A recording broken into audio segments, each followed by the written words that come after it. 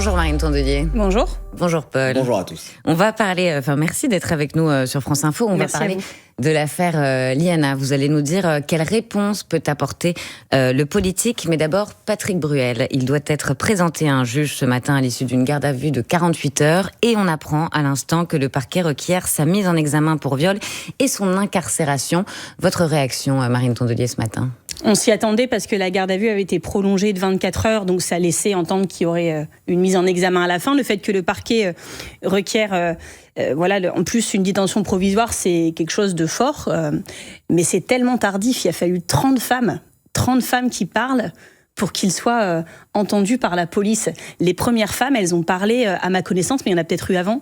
En 2019, c'était des masseuses qui expliquaient qu'il avait des comportements très inappropriés et qu'on a fait passer dans les médias, dans le débat politique, pour des menteuses qui cherchaient de l'argent.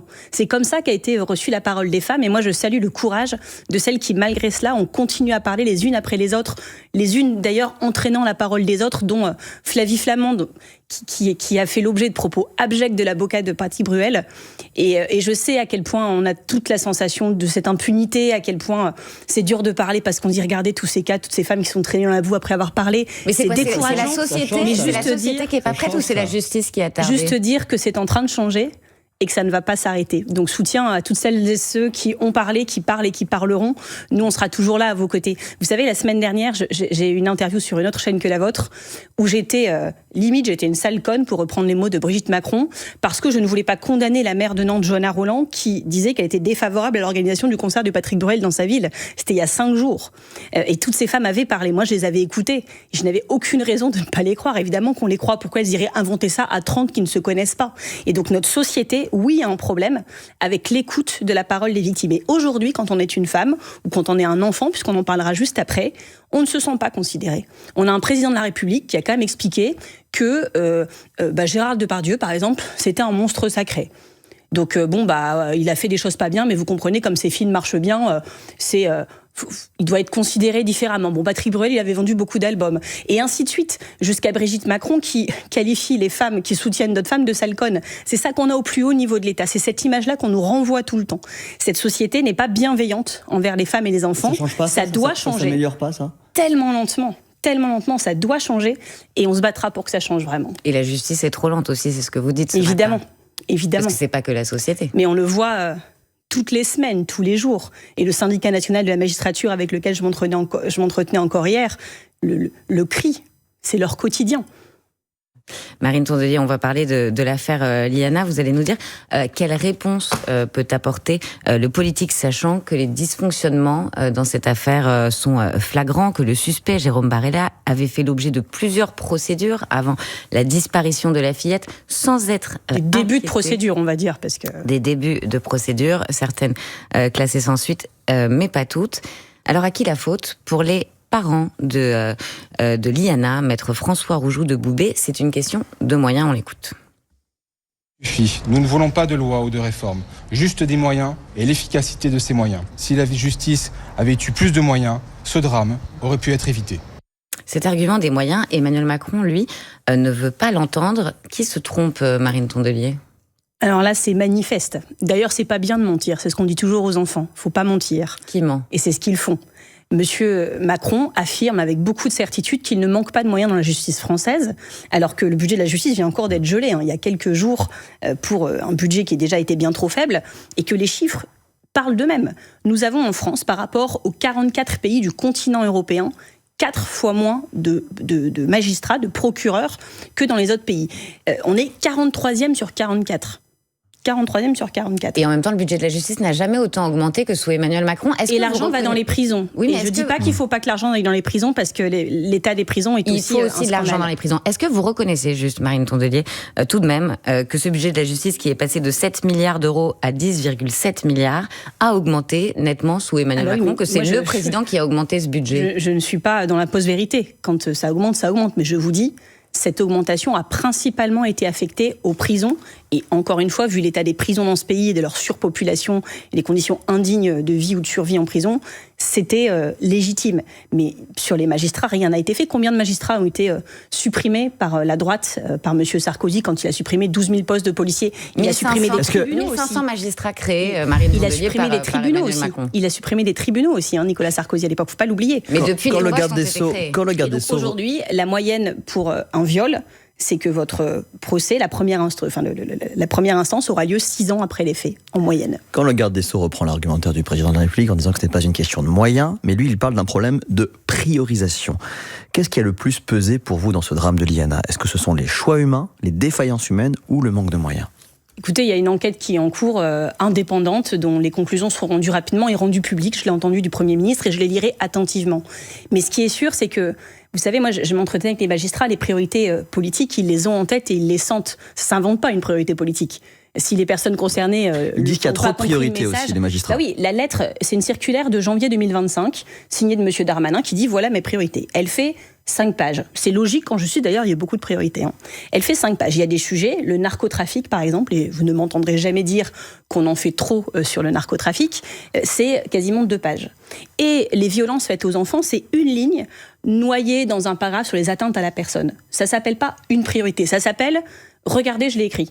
C'est à la fin vous finissez par tout mettre pour qu'on puisse pas vous la police plusieurs circulaires pour prioriser ces violences faites aux enfants. Je vous donne un autre exemple sur les violences qui ont suivi les 10 débordements la finale de la Champions League, de la Ligue des Champions. Voilà, donc là par exemple les magistrats me disent là on sent la priorité politique. Est-ce qu'on est d'accord ou pas? Ça c'est un autre problème. Ils n'ont pas senti pour vous sur la pédophilie? On nous demande des remontées d'informations à chaque étape. On nous a donné des consignes très très claires, des indications que c'était prioritaire et que c'était un dossier politique à mettre sur le dessus de la file. Là, on a compris que c'était très très clair. Pour les violences pour les enfants, on nous dit pas que c'est pas prioritaire, mais on ne nous fait pas sentir dans les moyens alloués, dans la manière dont les choses avancent, dans les manières dont les dossiers sont suivis politiquement ou pas, que c'est prioritaire. Ça veut dire moi, que je les écoute, Gérald Darmanin doit démissionner, Marine Tondelier. Est-ce que comme les Insoumis, vous réclamez sa démission ou dans cette affaire, vous dites franchement, c'est pas le sujet? Et moi, j'ai toujours dit que M. Darmanin, il devrait même pas être là. Quand on connaît son histoire, je pense qu'il n'est légitime ni au ministère de l'Intérieur, ni au ministère de la Justice. C'est que beaucoup de femmes, pourquoi il n'est pas légitime, Marine Tondelier, ont manifesté sous ses fenêtres pour des raisons que vous connaissez très bien. Et moi, quand j'ai entendu à l'époque M. Macron dire « Écoutez, j'ai une explication d'homme-homme avec lui, donc c'est bon », je ne peux pas entendre ça. Donc je pense qu'il n'avait rien à faire là depuis le début. Même s'il n'a pas été condamné. Aujourd'hui, qui démissionne ou pas, je veux dire, c'est pas ça qui résoudra la situation des enfants dans ce pays. Donc vous appelez moi, pas ce que je demande, outre qu'il ne devrait pas être là, c'est qu'est-ce qu'on fait? Il y a 3 choses, à mon avis, prioritaires. On a parlé du fait que quand les plaintes sont déposées, les instructions aillent plus vite. Mais c'est pas aller plus vite pour aller plus vite, comme le demande... Il n'a pas été condamné, Gérald Darmanin, Marine Tondelier. Vous dites qu'il n'est même pas légitime pour être ministre aujourd'hui. Je n'ai pas été... Enfin, j'ai pas dit qu'il avait été condamné. J'ai dit que cette affaire m'a énormément troublée, que je n'ai entendu aucune explication convaincante de sa part, et que l'explication de M. Macron était de dire on a une explication d'homme à homme. L'expression a un sens quand même. On a une explication d'homme à homme dans les yeux. Donc, c'est bon, je lui fais confiance. Bon, moi, j'ai pas eu d'explication de femme à homme avec lui. Donc, je ne sais pas s'il veut m'expliquer un jour qu'il le fasse. En attendant, je pense qu'il n'a pas sa place, qu'il n'est pas légitime. Donc, vous voyez bien ce qu'il fait là, c'est qu'il dit maintenant on va tout accélérer. Il y a une forme entre lui et Bruno Retailleau de virilisme, de déchaînement de virilisme et de besoin de montrer sa force et sa réactivité par une course à l'échalote. Donc maintenant il dit plus personne ne part en vacances dans la magistrature tant qu'on n'a pas rattrapé les 70 000 dossiers. Discutez-en avec les magistrats, qu'est-ce qu'ils vous disent? Si on n'est pas plus nombreux avec plus de moyens et qu'on doit traiter tout d'un coup tous ces dossiers d'un coup, est-ce qu'on va bien le faire? Est-ce que ce sera rendre justice aux enfants? Un dossier qui est mal monté, sur lequel on passe pas assez de temps, c'est un classement sans suite assuré. Parce que ça ne tiendra pas au tribunal. Donc je trouve, exemple typique, que cette réaction qui est une réaction de communication, pour dire regardez, moi j'étais proactive, je leur ai dit personne ne part en vacances tant que vous n'avez pas traité tous les dossiers. Ça marche peut-être bien en com, pour ceux qui y croient. Mais dans les faits, c'est tragique pour les enfants. C'est du manque de respect de leur dire et de leur faire croire que leur dossier sera bien traité dans ces circonstances. Donc ça... Est-ce que c'est vraiment ça le problème dans l'affaire l'IANA, Marine Tondelier? Parce que là, on parle aussi de dysfonctionnement en chaîne, de défaillance peut-être des enquêteurs, peut-être des magistrats. Mais quand les magistrats remontent que le logiciel Cassiopée ne fonctionne pas pour la transmission des dossiers, quand ils remontent qu'ils n'ont pas assez de temps, regardez comment ça fonctionne. Ça ne peut pas bien marcher. Et je trouve que d'aller rechercher... Il y a peut-être des responsabilités individuelles. Moi, j'ai l'honnêteté de reconnaître que je n'en sais rien. C'est possible, comme dans tous les métiers, il y a des gens qui, de manière chronique ou parce qu'à un moment, ils ont une défaillance, font des erreurs. Oui, on voit bien que là, il y a les professions, on demande des comptes aux professionnels, Marine Tondelier. Et dans cette affaire, je voudrais juste vous citer une phrase, pardon. L'avocat de la mère de Rosa, la petite fille qui avait déposé plainte contre Jérôme Barella, donc le suspect du meurtre de Liana pour des viols sur sa fille, dénonce une réalité de magistrats et d'enquêteurs paresseux, des feignants à l'origine de ce drame humain. Parce que la plainte pour Rosa avait été déposée en août 2025, que des expertises médico-légales avaient confirmé les soupçons, mais le suspect ne sera jamais convoqué. Est-ce que ça, c'est une question de moyens ou de virilisme de Bruno Retailleau ou de Gérald Darmanin? C'est ce que montrera l'enquête. Mais ce qui est sûr, c'est que les magistrats, de manière chronique et symptomatique, remontent qu'ils ne sont pas assez pour bien faire leur travail. Et ils l'ont prévenu. Et de nombreux rapports, Mediapart en a publié un hier de 2022, montraient à M. Darmanin que c'était le cas. Après, moi, ce que je veux vous dire, c'est qu'il y aura la vérité sur cette histoire. Mais il y a aussi des mesures qu'on doit prendre. Et moi, je le dis, quand ça ne marche pas dans un pays, il faut aller regarder ce qui marche ailleurs. En Belgique, à quelques pas d'ici, on a des centres de prise en charge des violences sexistes et sexuelles, ouverts 7 jours sur 7, 24 heures sur 24, qui ne sont pas juste aller au commissariat et être plus ou moins bien reçus selon le degré de formation des policiers. Je pense qu'ils sont 2% à être formés à la prise en charge des victimes sexuelles aujourd'hui. En Belgique, ça a été créé après l'affaire Dutroux. Ça a été créé après l'affaire Dutroux et ça a été créé notamment par une secrétaire d'État écologiste qui a décidé de mettre au même endroit de manière totalement gratuite, y compris si vous n'avez pas la nationalité belge, des infirmières pour des prises en charge urgentes en termes de soins directement, pour aussi une expertise médico-légale. Vous savez que beaucoup de victimes, elles n'auront jamais justice parce que les preuves médico-légales n'ont pas été recherchées dans les 72 heures, les traces d'ADN, etc. Vous les retrouvez plus après. Et puis aussi des psychologues, évidemment, pour prendre en charge les personnes. Et ces professions-là, il y a aussi des spécialistes, des enfants qui sont là si vous êtes mineur. Ce sont des centres ouverts 24 heures sur 24, 7 jours sur 7. Vous demandez l'ouverture de ces centres en France. Attendez, c'est pas fini. C'est qu'au même endroit, vous avez aussi des équipes de police. Et donc, vous n'êtes pas baladé en allant au commissariat, en attendant des heures. Ensuite, on vous dit qu'il faut aller à l'hôpital, vous attendez des heures, vous vous découragez un moment, vous n'êtes pas bien, vous avez juste envie de penser à autre chose. Là, vous avez tout au même endroit. Si vous souhaitez porter plainte tout de suite, c'est possible. Si vous ne vous sentez pas en capacité, que vous voulez réfléchir, vous pouvez revenir. Les preuves médico-légales, une fois qu'elles sont collectées, sont gardées 6 mois pour les majeurs, 50 ans pour les mineurs. 50 ans. 50 ans.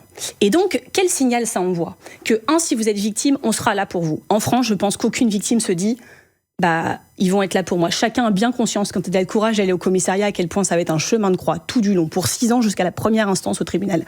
Deuxièmement, ça envoie un signal aux agresseurs de fin d'impunité. Moi, franchement, quand je regarde le débat public français, quand je regarde les détails de cette affaire Liana, je suis agresseur, je me dis, alors là, lui s'est fait attraper, mais les autres ont encore de beaux jours devant eux. Quand on passe une journée à lister des dysfonctionnements, il faut envoyer des signaux forts que c'est terminé. Donc vous demandez ce matin au gouvernement d'ouvrir des centres sur le modèle belge. C'est ça votre idée ? C'est ce que je demande, mais je suis en train de prendre des contacts pour aller en visiter un prochainement. Si ça intéresse d'autres personnes, dites-le moi, on peut faire une visite groupée. Je pense qu'il faut vraiment aller voir ce qui marche. Mais je ne dis pas que ce sera miraculeux, parce que dans le cas des enfants... Ça existe aussi dans les pays nordiques, ces maisons de l'enfance où tout est regroupé. Mais en attendant... Mais sauf que, attendez, pour les enfants...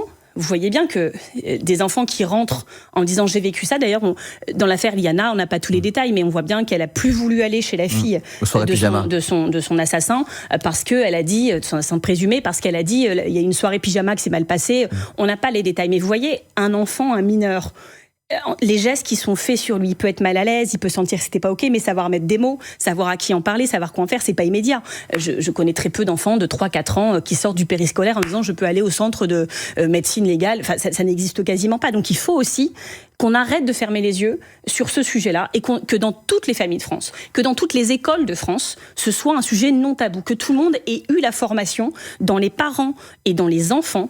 Très petits dans le périscolaire, la plupart des victimes ont 3-4 ans parce que les agresseurs savent qu'à ce stage-là, ils comprendront pas trop ce qui se passe. Il y a des livres très bien qui existent, il y a des cours d'éducation à la vie affective, relationnelle et sexuelle sur laquelle la droite fait un pataquès pour qu'il n'ait pas lieu. En fait, à un moment, il faut arrêter le déni là-dessus et qu'on avance. Rapidement, justement, Matignon a annoncé de nouvelles mesures, accélérer les délais d'enquête pour les crimes contre les enfants, 3 mois maximum, et aggraver la peine encourue en cas de viol en série qui passerait de 20 ans à la perpétuité. Est-ce que ces mesures vont dans le bon sens en attendant de créer ces maisons pour enfants? J'alerte sur le fait que si vous dites à un magistrat qui est sous l'eau totale que maintenant il a plus que 3 mois pour gérer le dossier, s'il a autant de dossiers à gérer, le risque est que les dossiers soient bâclés pas parce que la personne s'en fiche, mais parce qu'à un moment c'est pas tenable et que du coup ça limite encore plus les chances de condamnation des agresseurs. Donc je veux bien qu'on aille plus vite, je pense que c'est l'objectif de tout le monde, mais fixer des objectifs inatteignables sans les moyens pour les atteindre, c'est le fiasco assuré. Je veux pas qu'on se raconte d'histoire ce matin sur votre antenne. Marine Tondelier, dans un instant, on va parler de retraite, de démographie, de politique aussi. Où vont les Verts en vue de 2027 ? Vous qui êtes leur secrétaire national, mais pour l'instant il est 8h49 et c'est l'info en 1 minute avec Maureen Sugnard. Après 48 heures de garde à vue, le procureur demande la mise en examen et le placement en détention provisoire de Patrick Bruel. Le chanteur accusé de viol et d'agression sexuelle par plusieurs femmes est présenté à un juge ce matin qui prendra ou non cette décision. L'affaire Liana est un échec pour nous, réagit sur France Info le directeur général de la gendarmerie nationale.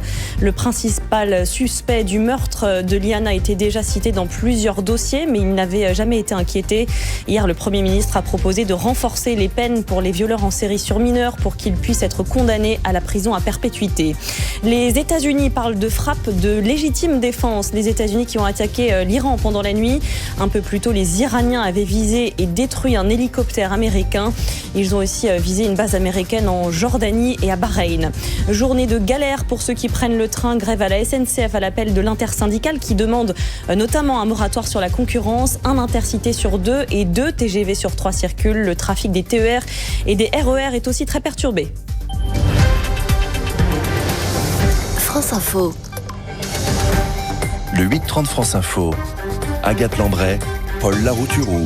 Avec Marine Tondelier, secrétaire nationale des écologistes, on parle des retraites, Paul. Madame Tondelier, vous vous préparez très fort à être éventuellement candidate à l'élection présidentielle. Or, il y a un dossier très très important, c'est celui des retraites. Ce matin, ce que sur France Info, vous pouvez dire à tout le monde qu'ils pourront travailler moins jusqu'à 62, voire 60 ans. C'est dans la plateforme programmatique qu'on fera valider par notre Conseil fédéral le 11 juillet prochain. Et nous y tenons fortement, oui. 62 ou 60 ? C'est possible ? Ce ne sera pas le même âge pour tout le monde. Moi, je pense qu'on fait partie des personnes qui disent que les gens qui ont commencé à travailler très tôt ou qui ont des carrières longues ou qui ont des postures pénibles, des expositions à des risques psychoprofessionnels doivent pouvoir partir plus tôt. Mais il y aura un âge légal de départ. Évidemment. Donc 62 ans ?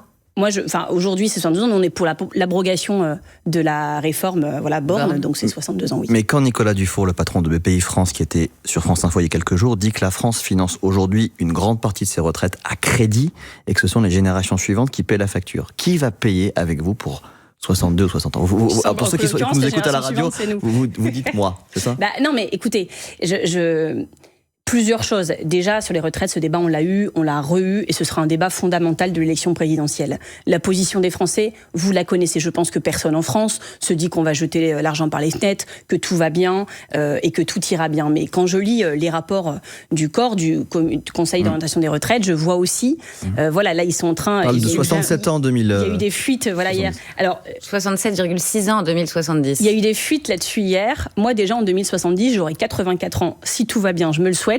Je pense que le monde aura beaucoup changé d'ici 2070 et qu'on ne peut pas, avec les yeux d'aujourd'hui, dire en 2070, ce sera exactement comme ça. Deuxièmement, ce chiffre de 67 ans, Michael Zemmour, qui fait partie de ce rapport qui travaille, dit il n'a pas été posé clairement, c'est des fuites, c'est pas vrai. Bon, déjà, on verra.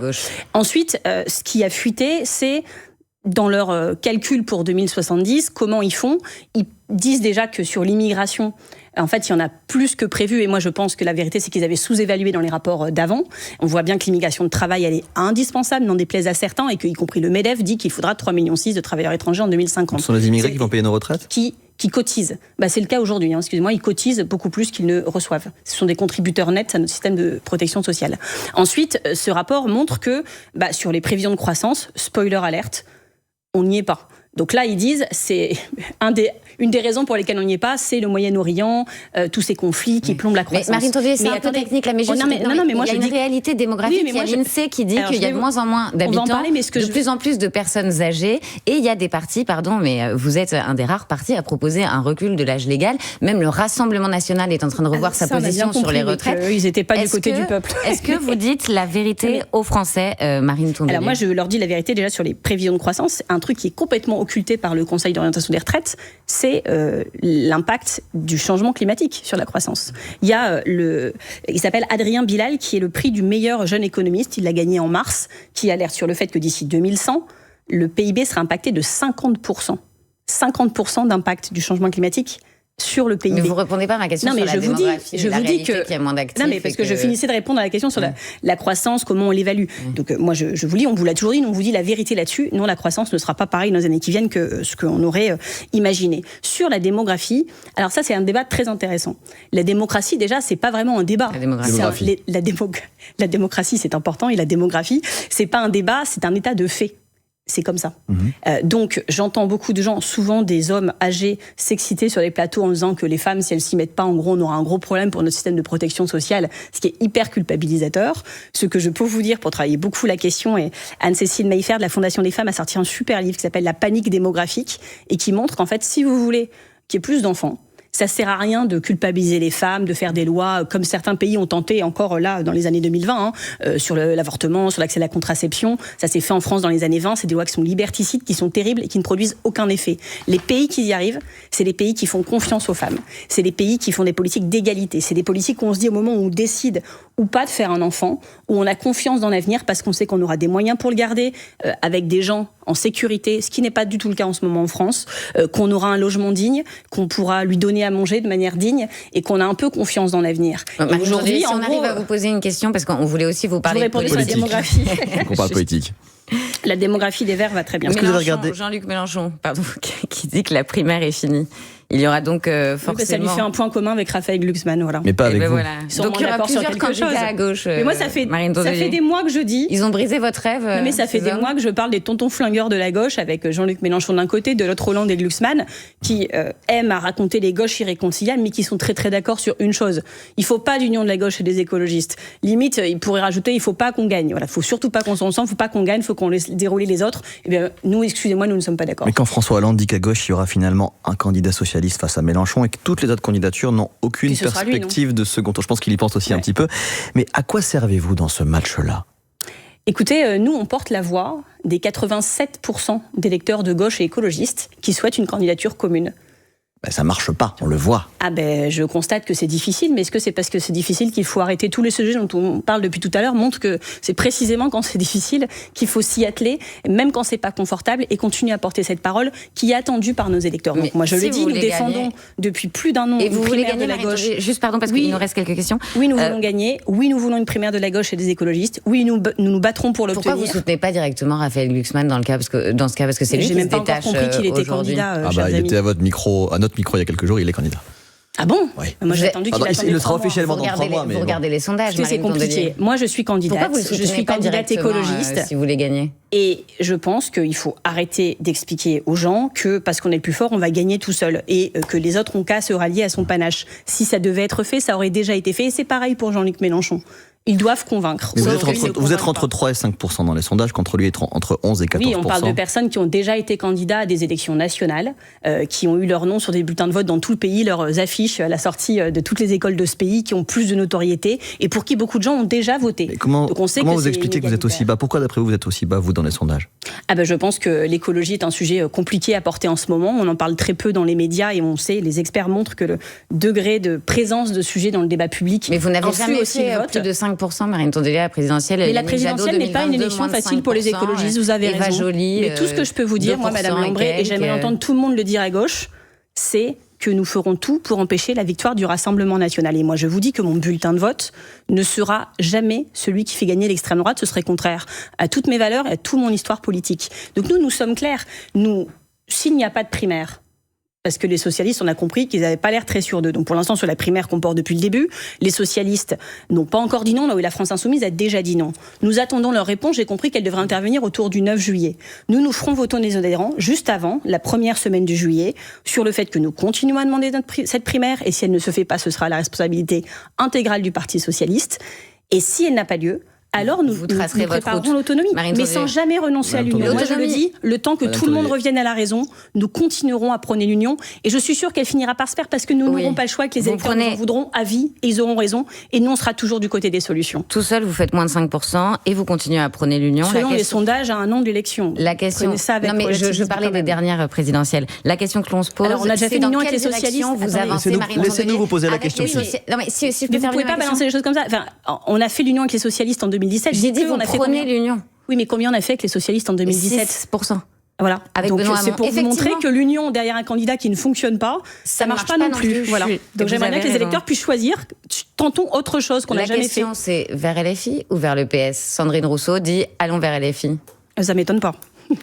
Écoutez, aucun des deux ne convainc les militants écologistes aujourd'hui. C'est comme ça. Moi, je connais bien ce mouvement. On en discute beaucoup, tout le temps. Sandrine Rousseau n'est pas tout le temps là.